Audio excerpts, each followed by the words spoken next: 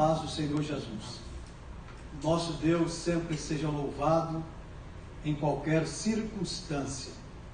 Nós louvamos a Deus pelo nosso ministério, Ministério de Belém, nossa igreja em São Paulo, que mesmo nessa pandemia está sendo muito bem conduzida, orientada pelo nosso digníssimo pastor presidente, pastor José Wellington Bezerra da Costa, o que nós consideramos e transmitimos nosso abraço aqui a ele também.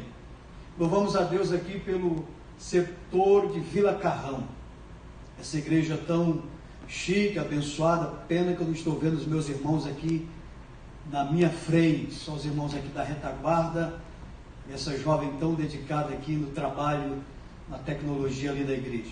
Deus seja louvado pela vida aqui do pastor Fábio Tenório, amigo nosso há muito tempo, há mais de décadas, e louvamos a Deus, temos uma consideração muito grande pela vida deste servo de Deus.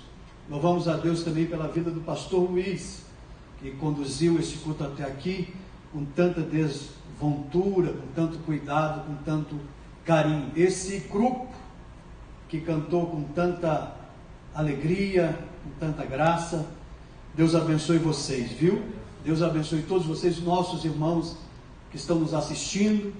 Fique aí, aumente a audiência aí, compartilhe essa live, este culto online. Nós temos uma palavra muito simples, porém uma palavra de Deus. Eu tento olhar para a TV, mas eu tenho que olhar para a câmera ali, tá bom? Quem tem Bíblia, por favor, se você quiser abrir na tua casa, aqui no altar, Evangelho do Senhor, segundo escreveu Mateus. Mateus capítulo de número 26. Nós vamos ler 5 versículos. Mateus capítulo 26, nós vamos ler os versículos 30, o 39, 42 e o 44. Porém, 5 versículos. Mateus capítulo 26, versículos 30, depois o 39, o 42 e o 44. Está escrito: e tendo cantado um hino, saíram para o Monte das Oliveiras. O 39, indo um pouco adiante, prostrou-se sobre o seu rosto e orou: meu Pai, se possível, passa de mim este cálice, todavia, não seja como eu quero, mas como tu queres. 42, indo segunda vez, orou: meu Pai, se este cálice não pode passar de mim, sem que eu beba, faça-se a tua vontade. E o 44, então voltou para os seus discípulos e disse-lhes: dormi. Na verdade é o 44, estou lendo o 45. 44, deixando-os de novo, foi orar pela terceira vez, repetindo as mesmas palavras: amém. Jesus já tinha trabalhado 3 anos e meio, fazendo tudo para beneficiar as pessoas.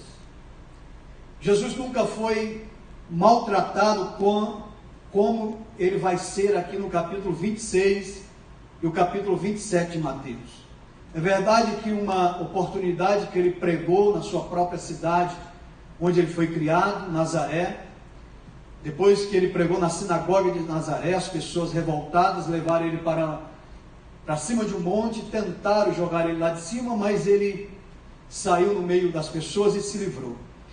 E Jesus já tinha, repito, feito nesses 3 anos e meio tudo para beneficiar pessoas, para beneficiar famílias. Mas o capítulo 26 começa a fase de provação de Jesus, a fase de limite, porque Getsemane é um limite. E Jesus sabia tudo o que iria já acontecer com ele a partir deste dia aqui, uma quarta-feira. Capítulo 26 de Mateus, versículo 2, está escrito assim, ó: Jesus dizendo aos seus discípulos: sabei que daqui a 2 dias é a Páscoa, e o Filho do Homem será entregue para ser crucificado. Então Jesus sabia que ia ser crucificado. Jesus sabia que ia ser traído. Jesus sabia que ia ser negado. Jesus sabia que ia ser cuspido. Jesus sabia que ia enfrentar dores físicas, dores emocionais e, por que não dizer, dores espirituais. Mas nós aprendemos com Jesus no meio da adversidade, no meio ou no tempo que chega ao nosso limite, porque todo ser humano tem um limite, e o limite você decide se você continua ou se você retrocede. E os conselhos do Senhor Jesus sempre são os melhores.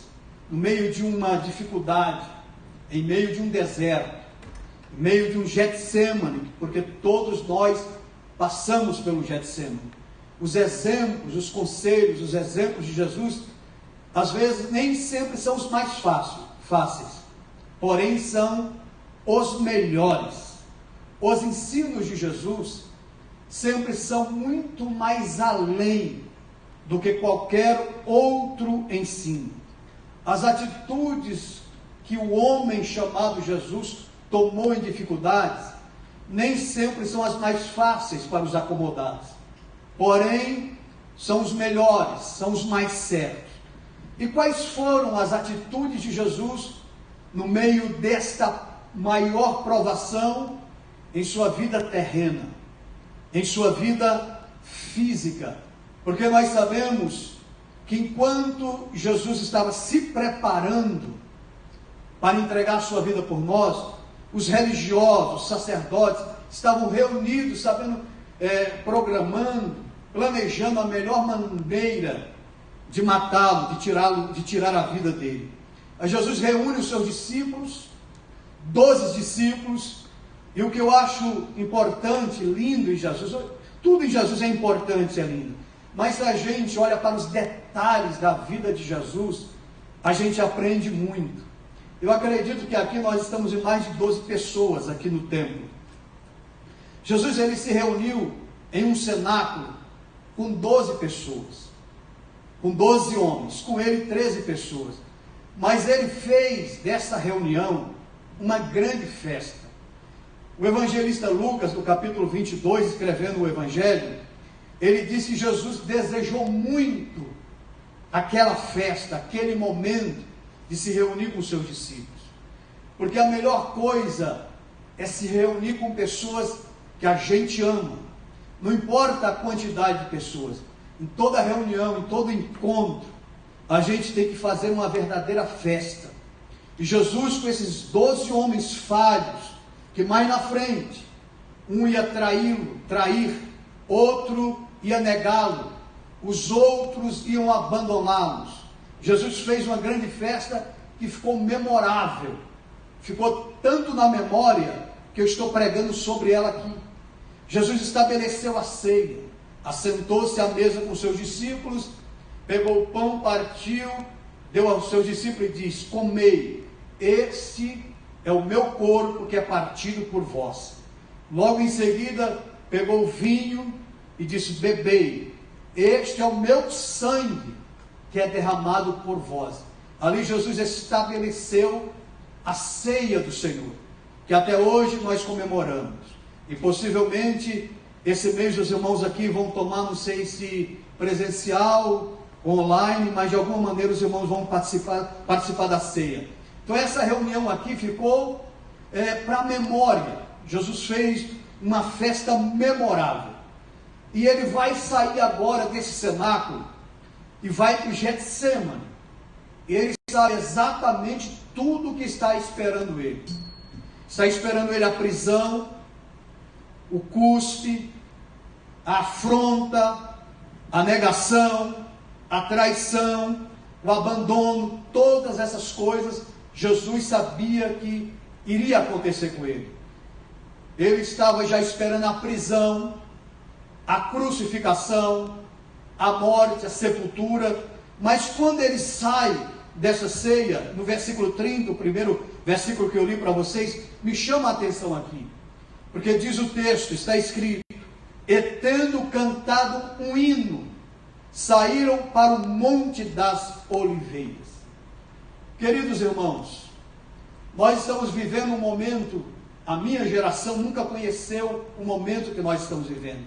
Eu até acredito que a geração antes da minha também. Nós estamos vivendo uma epidemia, uma pandemia, um isolamento social, um afastamento social, onde grandes potências mundiais, nós estamos falando do Brasil, que é considerado ainda um país de terceiro mundo. Eu falo das grandes potências da Europa. A maior potência do mundo, os Estados Unidos da América. Todos se prostraram diante desse vírus. E nós temos que ter muito cuidado em falar nesse momento. Porque infelizmente muitos irmãos nossos, chegados nossos, já partiram para a eternidade por conta dessa Covid-19. Outros estão doentes, hospitalizados. Outros, graças a Deus, como o pastor Fábio falou aqui, se recuperaram e estão em plena recuperação. Mas nós estamos vivendo um momento dificílimo da nossa vida, da sociedade, da humanidade. E o que nós fazemos neste momento tão complicado, tão difícil? E nós não temos, as expectativas é que vai piorar aqui no Brasil. Mas nós cremos que vai melhorar. Mas nós não temos certeza do que vai acontecer pelos dias da frente. Nós não temos ideia se vai piorar, se vai melhorar. A nossa fé, a nossa oração, a nossa esperança é que haja uma melhora. Mas na verdade, as expectativas são contrárias àquilo que nós esperamos e àquilo que nós acreditamos. Então o que nós fazemos? Quais são as atitudes que nós devemos tomar? E olha que nós não sabemos o que vai acontecer de fato. Agora Jesus sabia. Jesus, repito, sabia que ia ser preso. Sabia que ia ser negado, traído, enfim. E o que ele faz? Olha o que diz o versículo 30. E tendo cantado um hino, ou seja, Jesus louvou a Deus. Jesus cantou um hino de louvor, de adoração, de gratidão a Deus. Ninguém, eu creio, que absolutamente ninguém, que sabe que vai para um hospital, que vai passar por alguma cirurgia, ou que vai enfrentar alguma adversidade, dificilmente alguém vai cantar, vai louvar. Mas Jesus louvou. Jesus cantou um hino. E o que é louvar? O que significa louvar? Louvar significa magnificar, bendizer, aprovar, honrar, glorificar, elogiar, adorar, aclamar, oferecer ações de graças. É neste tempo, mesmo difícil, repito, mesmo sabendo que muitos amigos, companheiros, irmãos nossos partiram para a eternidade, partiram para estar com Cristo, mesmo sabendo que famílias inteiras estão no limite total, alguns já sem alimentos, outros passando pela enfermidade, mas nós que servimos a Deus, nós que confessamos sermos cristãos, o melhor exemplo que nós podemos tomar é com o nosso próprio Cristo. Louvar a Deus, ter força nessa adversidade, para louvar o nome do Senhor, para glorificar, para fazer como o salmista do Salmo 150 escreveu. Eu acho extraordinário o Salmo de número 150.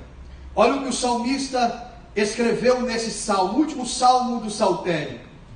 Olha o que ele escreve: louvai ao Senhor, louvai a Deus em seu santuário, louvai-o no firmamento do seu poder, louvai-o pelos seus atos poderosos, louvai-o conforme a excelência da sua grandeza. E nós estamos fazendo exatamente isso aqui com o conjunto. Louvai-o com som de trombeta, louvai com o saltério e a harpa, louvai com adufo e com danças, louvai com instrumentos de cordas e com flauta, louvai com som louvai com símbolos sonoros, louvai-o com símbolos altissonantes, tudo quanto tem fôlego, louve ao Senhor, louvai ao Senhor. Então, mesmo nessa adversidade, nós podemos pegar o exemplo de Jesus e louvar ao Pai, louvar a Deus, porque apesar de tudo, nós estamos aqui neste santuário. Você está me ouvindo aí, e as mãos de Deus estão sobre a nossa vida aqui. As mãos de Deus estão sobre a tua casa, sobre o teu lar aí. Nós temos motivos para louvar a Deus. Nós temos ar para respirar e louvarmos a Deus, cantar um hino de louvor a Deus como Jesus fez. Então Jesus louvou a Deus junto com os seus discípulos. Saiu para o Monte das Oliveiras, para um jardim chamado Getsêmani. Jesus já tinha costume de ir àquele jardim para ficar a sós com o Pai, para orar ao seu Pai. Aí Jesus vai com seus 11 discípulos, porque o 12º, Judas Iscariotes, já tinha saído para traí-lo, para vendê-lo por 30 moedas de prata. Quando Jesus chega na entrada do Getsêmani, ele deixa 8 dos seus discípulos da entrada do Getsêmani, e entra no Getsêmani apenas com João, com Tiago e com Pedro, Tiago e João. Mas ele deixa esses 3 discípulos à parte. Aí diz o versículo 39, indo um pouco adiante. Aqui é o limite do homem chamado Jesus. Ele poderia ir adiante, como ele poderia retroceder. E eu sei que muitos de nós estamos no limite, muitos de nós já chegamos muitas vezes nesse Getsêmani, nesse limite.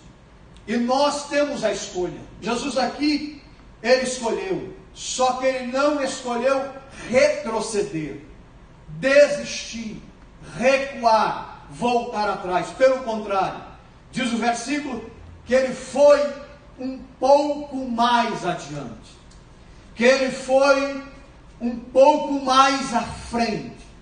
E nós podemos fazer isso.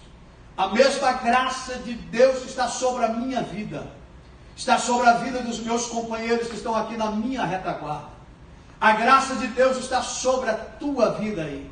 Nós também podemos, assim como Jesus, ir um pouco mais adiante, ir um pouco mais à frente. Nunca retroceda, nunca volte atrás. Os braços poderosos de Deus te darão graça, força, nesse momento para você ir um pouco adiante. Aí você me pergunta, mas pastor Bezaliel, o que é ir um pouco mais adiante? O que é ir um pouco mais à frente? Queridos irmãos, nós podemos ser melhores. Nós não precisaríamos, nem precisamos de motivos para sermos melhores. A nossa motivação independe de adversidade. A nossa motivação sempre tem que ser Deus, independente da situação que nós estamos vivenciando, independente do problema que nós estamos vivendo. A nossa motivação maior sempre tem que ser Deus. E nós podemos ir um pouco adiante. Como nós podemos ir um pouco mais adiante? Eu estava ouvindo, não recordo agora se era ouvindo, assistindo ou lendo, uma reportagem. Na China, nessa pandemia, muitos casais se divorciaram. Aqui no Brasil, a agressão física contra a mulher pelo seu próprio cônjuge, seu próprio esposo, tem aumentado assustadoramente. Mas nós, como cristãos, nós temos que ir um pouco mais adiante. E o que é ir um pouco mais adiante? É sermos pessoas melhores, é sermos melhores pais. Você pode ser um pai melhor, você pode ser um esposo melhor. O que é ir um pouco adiante? É ser um filho melhor, é ser uma filha melhor, é ser um patrão melhor. Não aproveitar, eu sei que todo mundo está vivendo um limite financeiramente falando. empresas que fecharam e que provavelmente nunca mais vão abrir, pessoas que faliram os seus negócios, provavelmente fechou o seu negócio e nunca mais vai abrir. Mas você que ainda tem condições, você pode ser um patrão melhor. Você pode ir um pouco mais adiante, ser mais compassivo. Você que é um funcionário, você pode ser um funcionário melhor. Isso é um pouco mais adiante. Você pode ser uma esposa melhor. Eu posso ser um cristão melhor.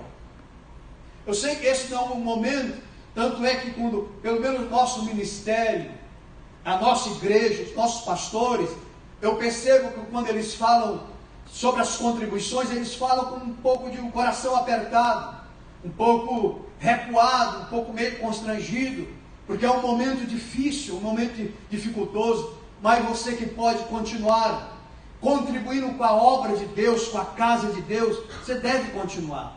Você pode ser um contribuinte ainda melhor. É agora que nós precisamos daqueles que têm um pouco mais. Isso é ir um pouco adiante. Não aproveitar a situação para retroceder, para deixar de fazer aquilo que nós podemos fazer. Jesus poderia ter voltado aqui.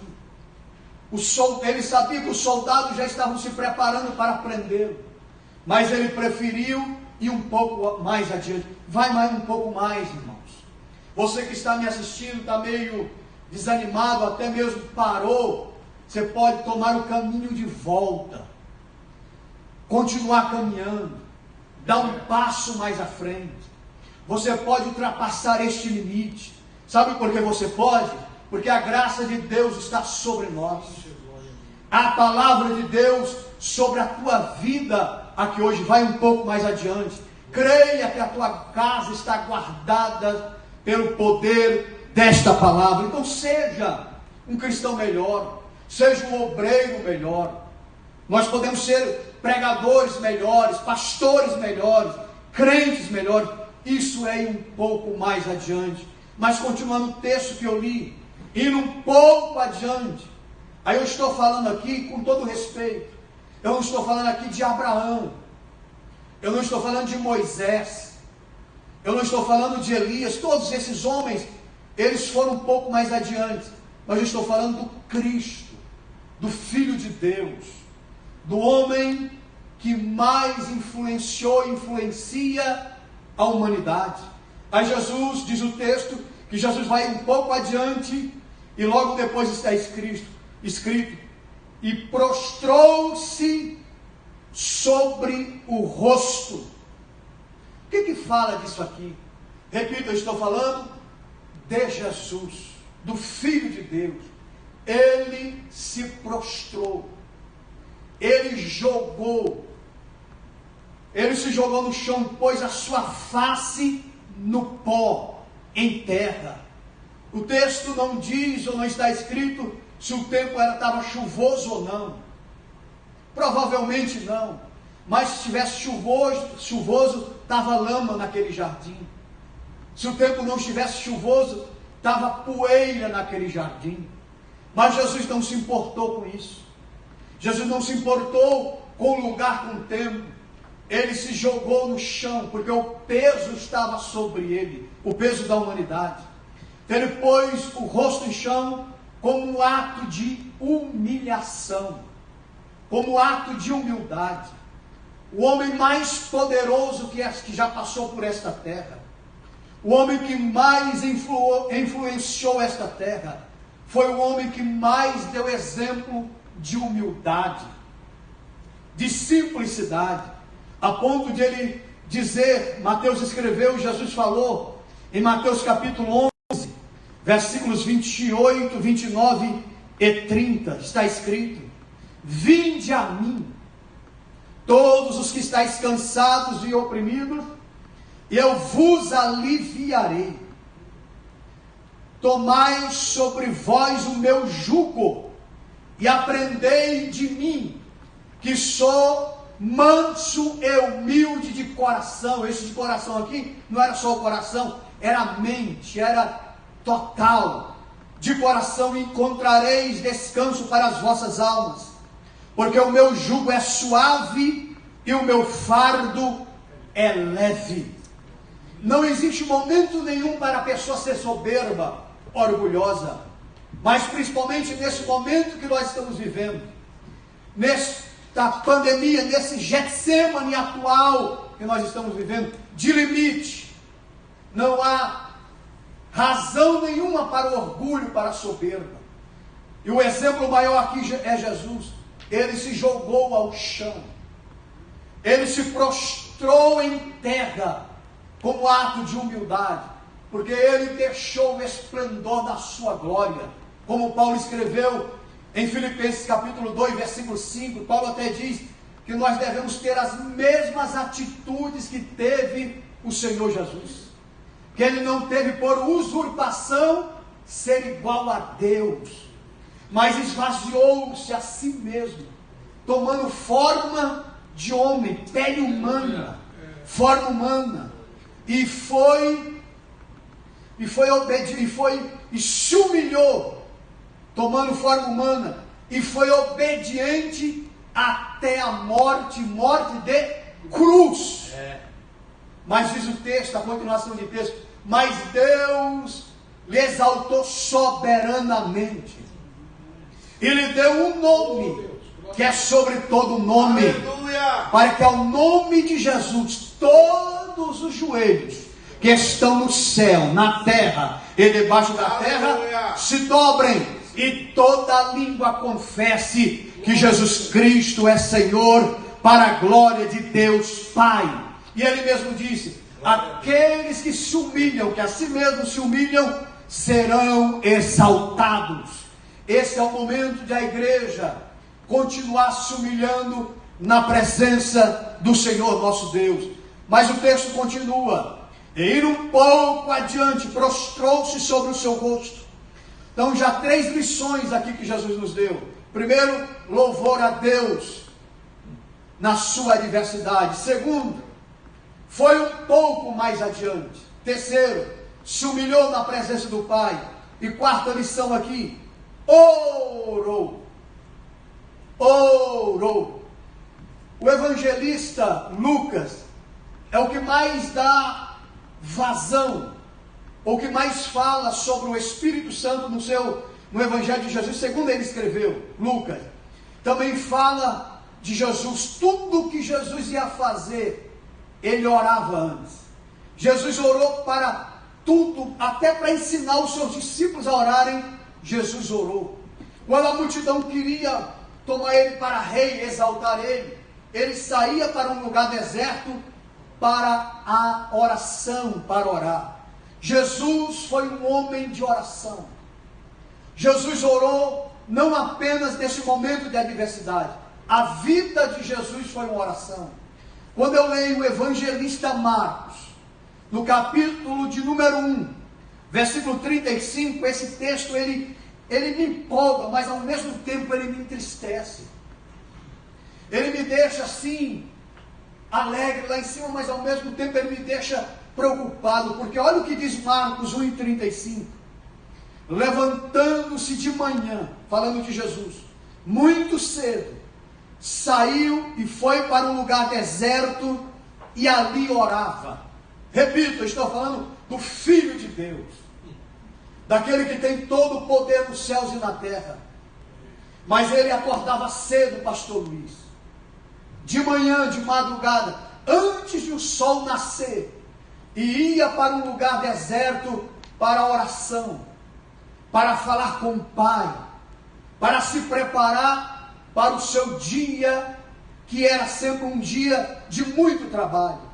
Eu fico vendo pessoas que pensam que pastor não trabalha, que pregador não trabalha. Eu estou falando de pregadores sérios, de pastores sérios. Se tem pessoas que trabalham de verdade, são pastores e pregadores do evangelho sérios. Porque as pessoas pensam que o trabalho do pastor é só vir aqui e pastorear, dirigir o culto, administrar o culto. As pessoas pensam que pregador só vem aqui e prega 40, 1 hora e pronto. Você já viu telejornais das TVs? São 40 minutos, 50 minutos. Quando dá muito é 50 minutos. Na maioria deles são dois apresentadores, não é isso? Então se você pôr aí 50 minutos, dividir a fala para 2 apresentadores, é 25 minutos para cada um. Mas tem as reportagens, não é isso? Então não sobra 15, 20 minutos para cada apresentador falar num telejornal. Mas vocês acham que o trabalho dele é só aquele ali? O telejornal é à noite, eles chegam às vezes de manhã à tarde, para trabalhar a tarde inteira para preparar um jornal que vai sair lá no ar 7h30, 8 horas da noite. Um pastor também é assim.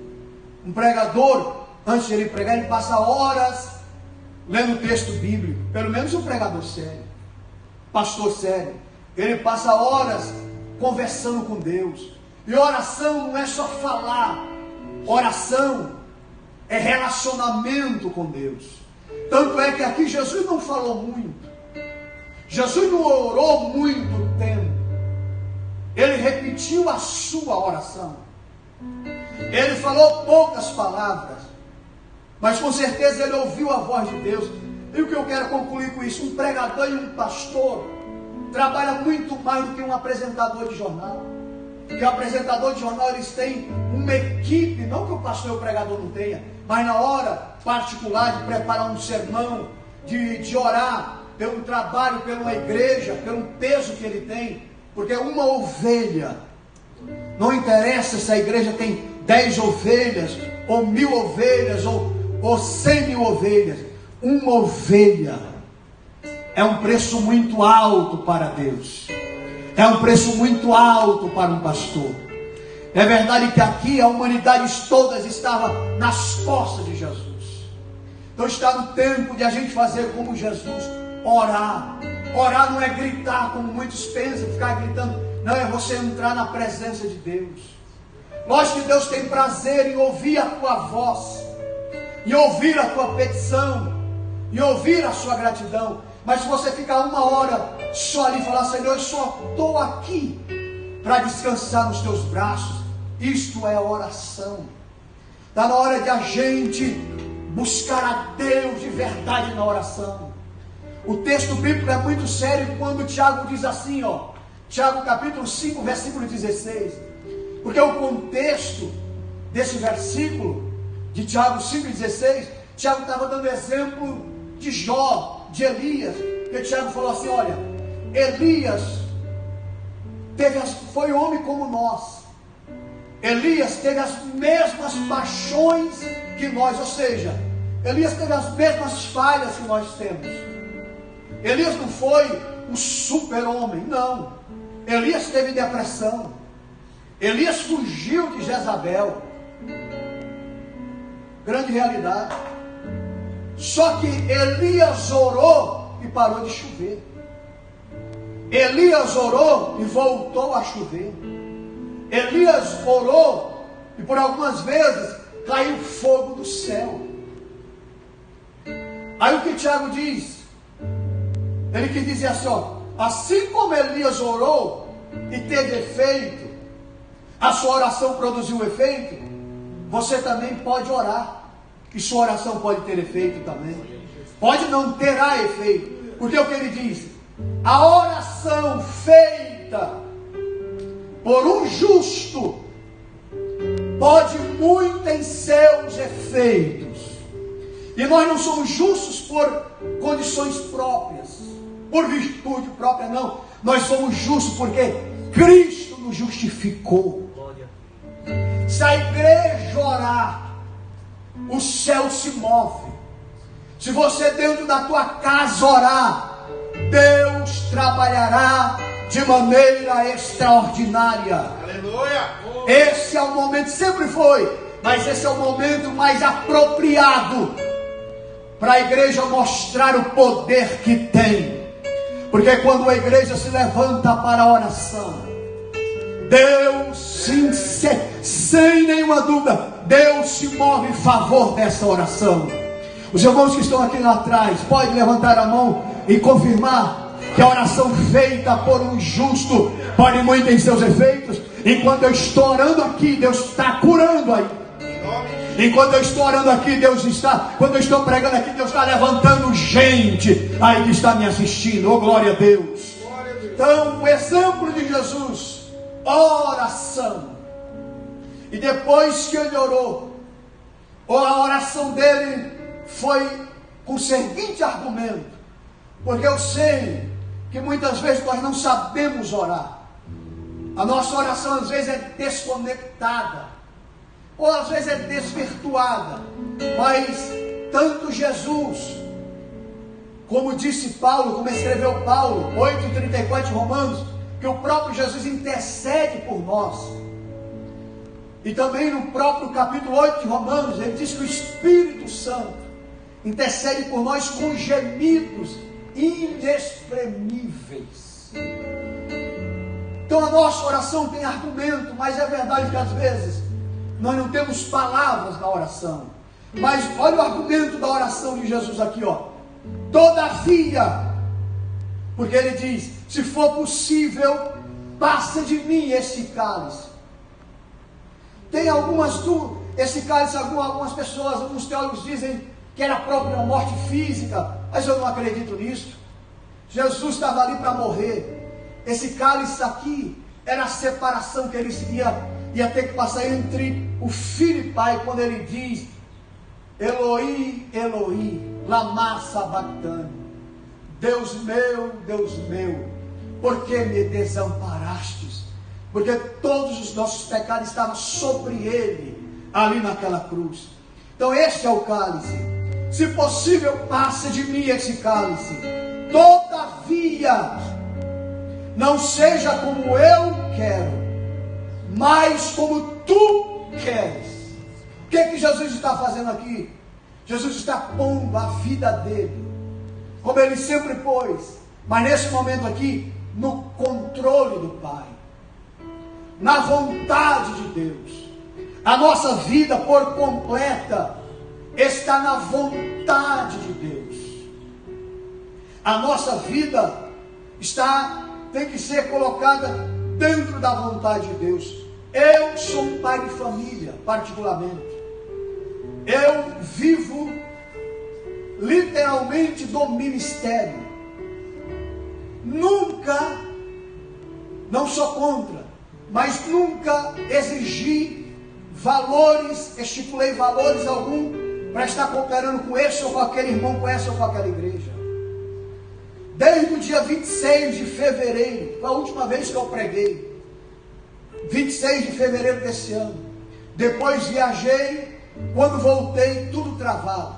Então vão fazer fevereiro, março, abril, maio.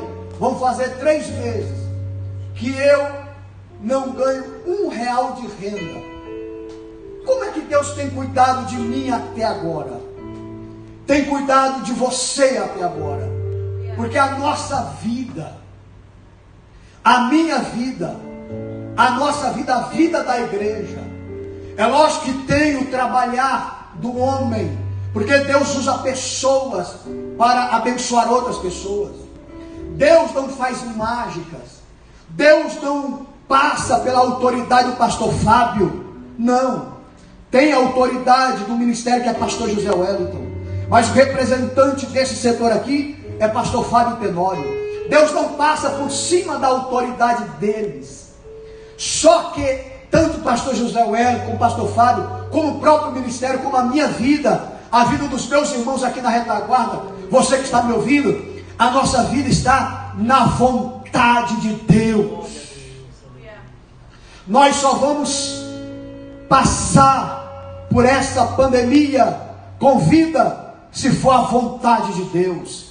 Se não for a vontade de Deus, Deus pode me recolher nessa pandemia também. Só que aqueles que serão o que foram, ou que serão recolhidos, eles serão derrotados. Pelo contrário, eles serão ainda mais vencedores do que nós, porque eles venceram e estarão para sempre com Cristo. Mas nós que passaremos, nós teremos que ser mais forte, porque o mundo, pelo menos por esses anos pela frente, esses próximos anos, nunca mais vai ser o mesmo. Mas nós temos que fazer como Jesus. Se for possível, Jesus, passa esse cálice, passa essa pandemia. Todavia, faça não a nossa, mas faça a tua vontade. Esse é o exemplo de Jesus. Jesus é tão ousado que um dia ele chegou e disse para os seus discípulos, porque os seus discípulos ofereceram alimento para ele, pão para ele. Aí Jesus falou em João 4:34, João escreveu as palavras de Jesus. Jesus lhes disse: meu alimento é fazer a vontade daquele que me enviou e consumar a sua obra. Então o que é que nós temos que fazer neste momento? Colocar a nossa vida no controle, no comando de Deus. Ninguém é superior e ninguém é inferior a ninguém.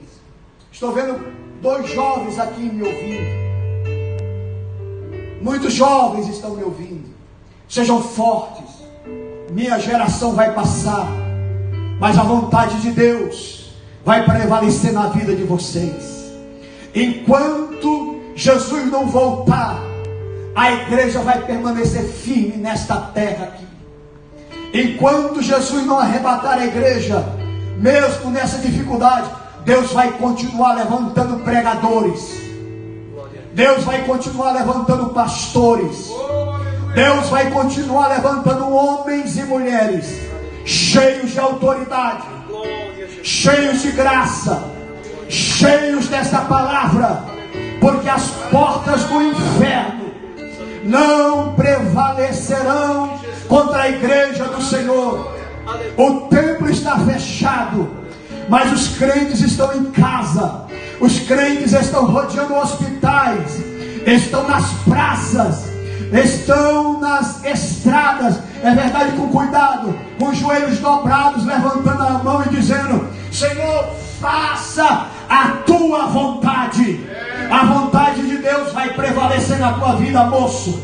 A vontade de Deus vai prevalecer na tua vida. Você que está na tua casa me assistindo, você vai fazer a tua faculdade, a tua família vai prevalecer, as portas vão se abrir, você vai ultrapassar este limite, porque a vontade de Deus está sobre mim e sobre vocês. Glória a Deus.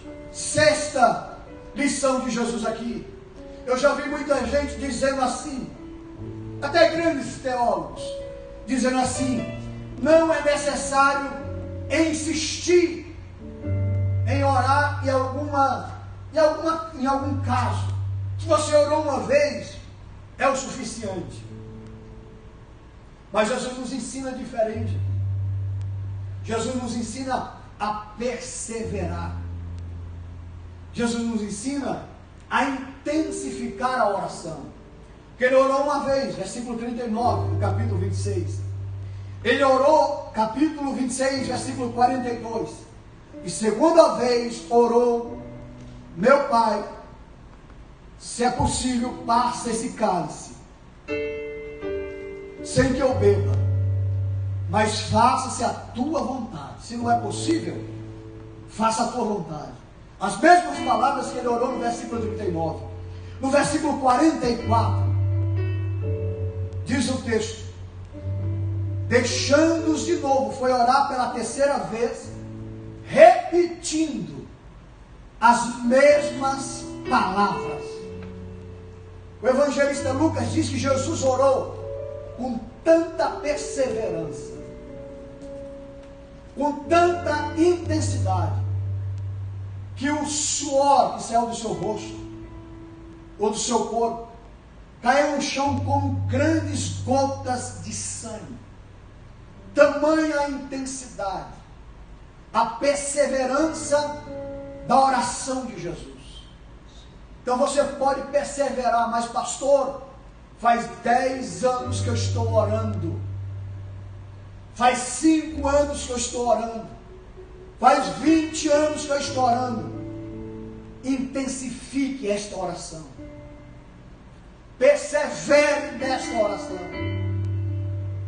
No tempo de Deus, no momento de Deus, a resposta chegará. E a resposta da oração de Jesus chegou. Que a oração dele é: se for possível, passe esse cálice sem eu beber. Mas se não for, faça a tua vontade. A vontade de Deus, muitas vezes, aparentemente, não é a mais fácil. A vontade de Deus, muitas vezes, Robson, é a que dói mais.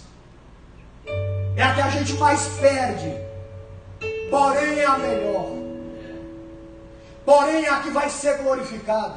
Porque a vontade de Deus, ela é boa. Não parece, mas ela é. Quando está doendo, a gente olha para um lado e para o outro. Mas como isso pode ser bom?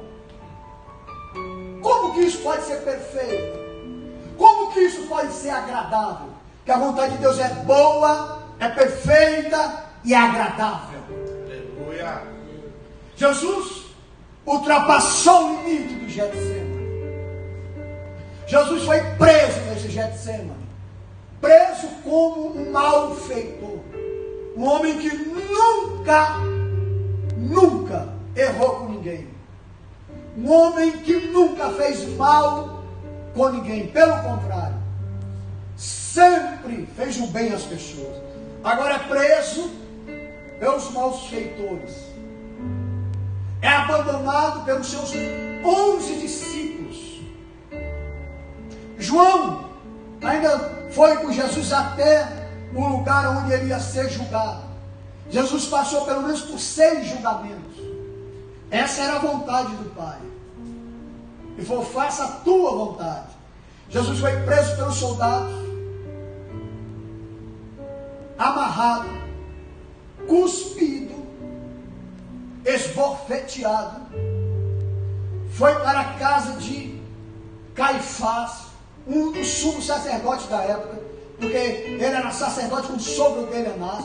Foi julgado por Caifás. Foi julgado pelos anciãos, que eram 70 anciãos. Foi julgado por Pôncio Pilatos. Foi julgado por Herodes. Retornou para ser julgado por Pôncio Pilatos. E quando Pôncio Pilatos, resumindo aqui, falou para a multidão, porque na Páscoa, na festa, eles tinham o costume de soltar um prisioneiro. Aí Pôncio Pilatos perguntou para a multidão: vocês querem que eu solte Barrabás ou Jesus, o chamado o Cristo, o Rei dos Judeus? A multidão gritou: solta Barrabás. E essa multidão era a multidão que Jesus tinha curado alguns deles, que Jesus tinha libertado alguns deles, que Jesus tinha abençoado algumas famílias deles, dado pão para eles. Aí quando Jesus perguntou: e o que vocês querem que eu faça com Cristo? A multidão gritou: crucificam, crucificam. Jesus foi levado pelos soldados romanos, açoitado, colocado na cruz, essa história que todo mundo conhece. Foi traspassado com uma lança, bradou da cruz: está consumado. Quando Jesus fala está consumado, ou seja, toda a dívida está paga, porque essa era a vontade de Deus. A dívida do Bezaliel está paga, a dívida do pastor Fábio está paga, nenhuma condenação a mais. Quando Jesus gritou está consumado, ele entregou o seu espírito. Vocês sabem que José de Arimateia, junto com Nicodemos, tiraram Jesus da sepultura, ou melhor, da cruz, o levaram para a sepultura.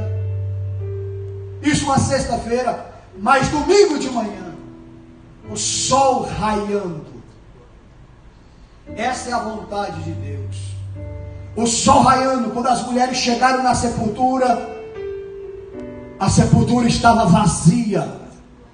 E o anjo disse: ele não está aqui, ele já ressuscitou dentre os mortos. Olha a vontade de Deus. A vontade de Deus foi que Jesus morresse, mas ressuscitasse, e agora está à direita de Deus Pai, e intercede por mim e por você. O que é que eu quero dizer com isso? A vontade de Deus é que você saia fortalecido desse Getsemane, dessa prova, dessa adversidade que você está vencendo, está enfrentando. Então agora é o momento de tomar esses exemplos que nós tomamos aqui nas mãos de Deus, na nossa vida, e dizer: vamos louvar a Deus.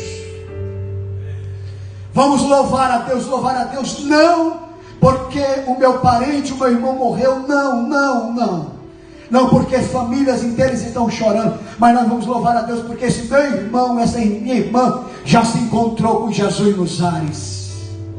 Nós vamos também ir um pouco mais adiante. Não é essa adversidade que vai parar a igreja, nós vamos um pouco mais adiante.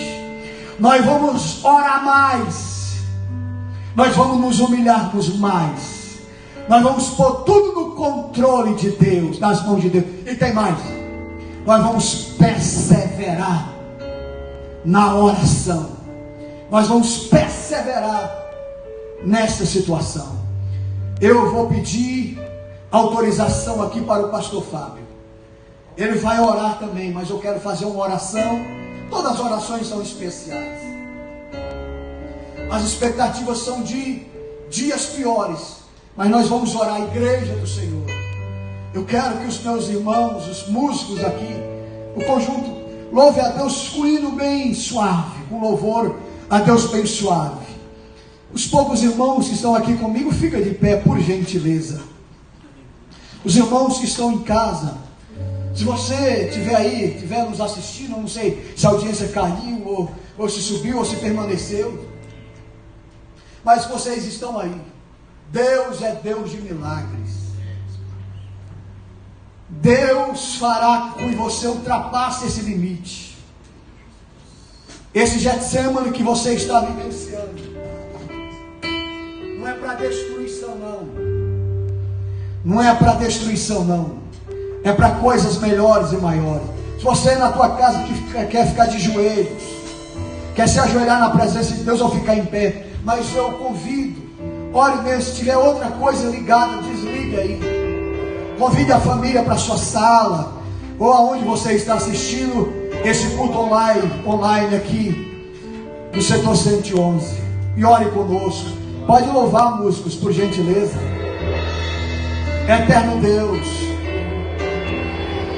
Pai maravilhoso, Deus bendito, eu preguei uma palavra tão simples, mas é palavra de Deus para os nossos corações. Nós cremos no poder da oração, porque o poder da oração não está naquele que fala, naquele que pede, mas naquele que ouve, naquele que responde. Nós queremos mais uma vez rogar e interceder pelo nosso povo, pela nossa nação. Queremos que o Senhor abençoe, que o Senhor dê temor aos governos, o governo federal, governos estaduais, governos municipais. Pedimos ao Senhor pelos empresários, industriais, fabricantes, comerciantes, pelos funcionários. Rogamos ao Senhor pela igreja, pela nossa igreja no Brasil e no mundo, pelo nosso ministério. Intercedemos pela família de Vila Carrão, pelos nossos irmãos que estão em recuperação, pessoas que estão em hospitais, em UTIs, gente que está sofrendo por falta de alimento. Ó Pai eterno, nós sabemos que não merecemos nada, que não temos nenhum tipo de mérito, mas como eu creio no poder da Tua palavra, como eu creio no poder que é no Teu nome, essa irmã que se ajoelhou em casa, esse irmão, esse lar, entra com providência. Nós estamos no Getsemane. Nós sabemos que as expectativas não são favoráveis, mas da autoridade que há no Teu nome, no poder que há no Teu nome,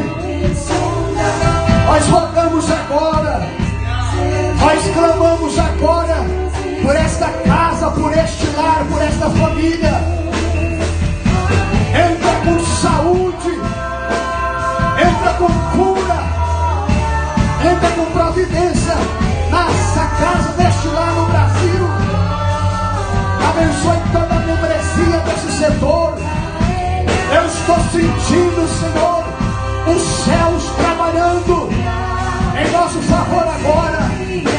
Oh, aleluia. Você que está afastado da igreja, hoje é noite de você voltar. Você que está se sentindo fraco, hoje é noite de Deus te fortalecer, de Deus te capacitar. No nome de Jesus, anula todas as investidas para o adversário.